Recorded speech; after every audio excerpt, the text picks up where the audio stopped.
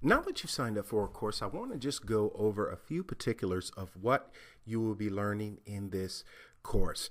The first thing I want to just put out front in this opening lecture is there is no injury that you receive that is too small to file to receive VA benefits from. Let me give you an example. An example is, and it's not well known, disfigurement doesn't only mean loss of limb as it concerns the Veteran Administration applying for benefits. You could have received a scar, you could have received a cut, you received a sore, even severe sunburn that might have scarred your body years after, and those scars are remaining years after your service. You can apply for disability for that disfigurement, and that doesn't include the larger injuries. The first thing with the fully developed claim process is that you need to gather as much information to substantiate any claim you have. The difference between the fully developed claim process and the standard claim process is the fully developed claim process is a software, it's online, it's instant. Everything you need or all evidence that you want to submit in addition to your personal information must be submitted online, uploaded as a PDF document. Next, I want to encourage you this, and you're going to hear me say this several times throughout this video tutorial series, maybe more than several times, because it is that important.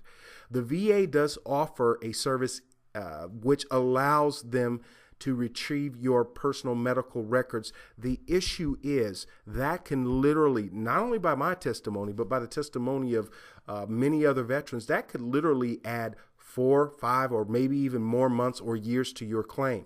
You can get your medical records from private providers in probably 10 business days or less. You can more easily access those private medical records than can the VA, even if you sign a waiver that allows them to do that. So you get the private medical records. Now, next is your federal or your service medical records. The VA can get those records more easily than you can, and I'm telling you because I over and over applied over a 3-year, 4-year period, even got an organization involved and still couldn't get my medical records. Now, that's not always the case. There is a form you can go on the VA's website to request those. However, I would not, my professional advice is I would not delay filing some sort of claim until you wait on those medical records, because truthfully it could take a year or more. And right now it said that getting your medical service records, you're supposed to get them in 6 months. Folks, that is not the reality.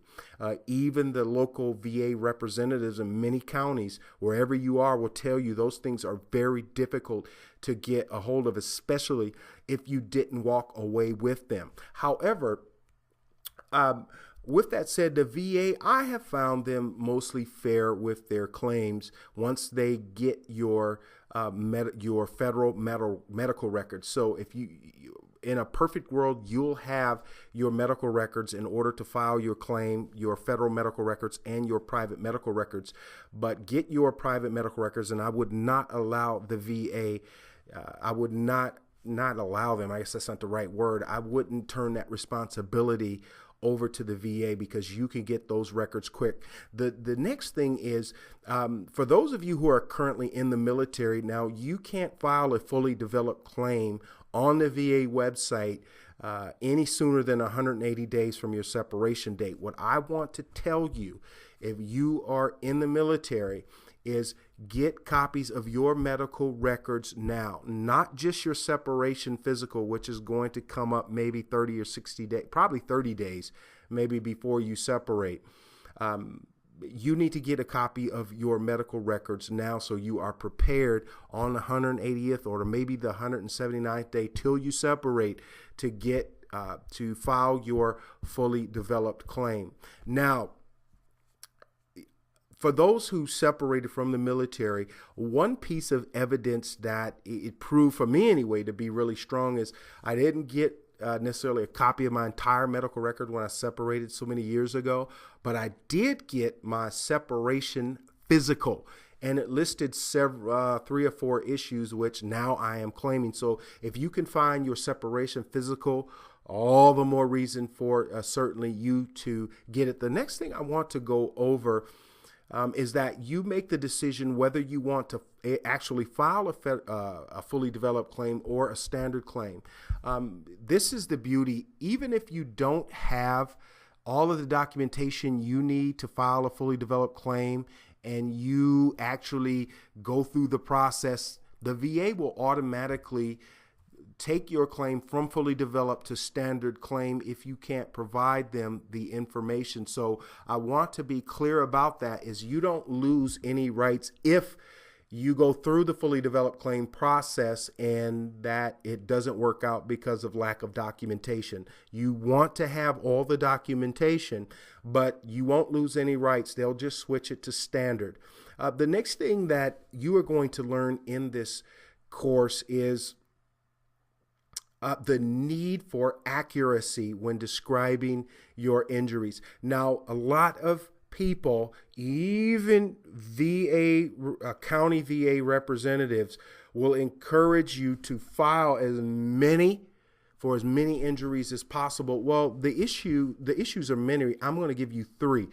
The first is that it will, if you have proof of some injuries, whether it's 3 injuries, 4 injuries, 5 injuries, or even 1, file for that injury. File only for the injuries that you can actually support with documentation first. And this is the beauty. Once your claim is adjudicated and found in favor of you, and if you have the proper documentation, it will, you can always open a new claim to test some new injuries to see if you can get rated for that. Because the worst case scenario from a benefit standpoint is being denied, but and another one that actually is put forth as positive, but it's really not from a financial perspective, is getting a 0% rating. Now, with the 0% ratings, you can, even if you rate 0% and you find other evidence later after your claim is adjudicated, you can actually use the fully developed claim processing system to get a reconsideration on that injury if more evidence pops up. So just with the fully developed claim process, I would only file for those injuries that you can actually support. Now, as with any rule, there's always an exception.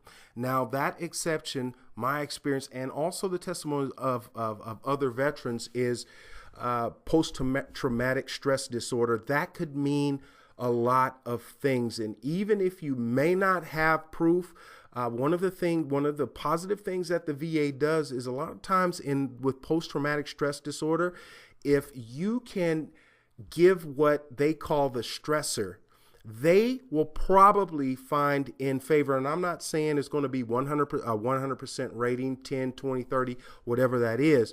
But what I am saying is if that is something that even if you may not have proof of it, I would go ahead and put on the fully developed claim process because stressors is, if you can tie it to a service connection and they can prove, or you can prove that you were there when that's at the location where the stressors happen, they will probably find in your favor. Now, with that said, let me give you an example of what that might be.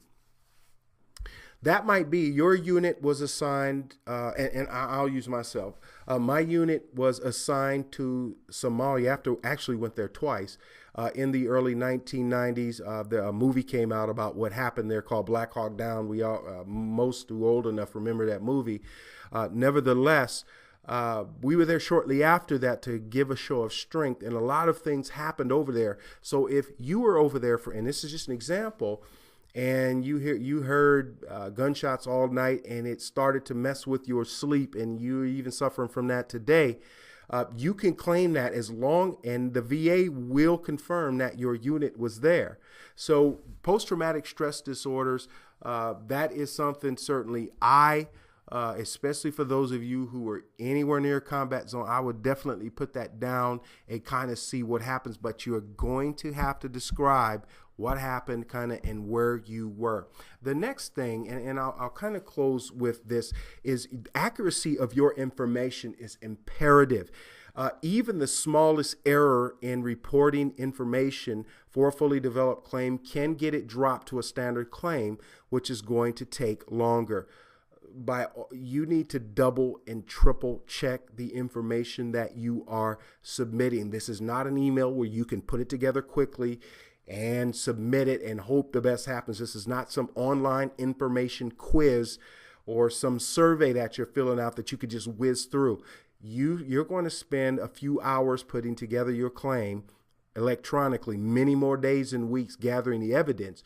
So you want to set aside a couple of hours once you get to the end of the fully developed claim process to make sure every jot and every tittle is present, and certainly every piece of evidence that you need is there. Again, thank you so much for your service. And I am not someone who doesn't understand where you are.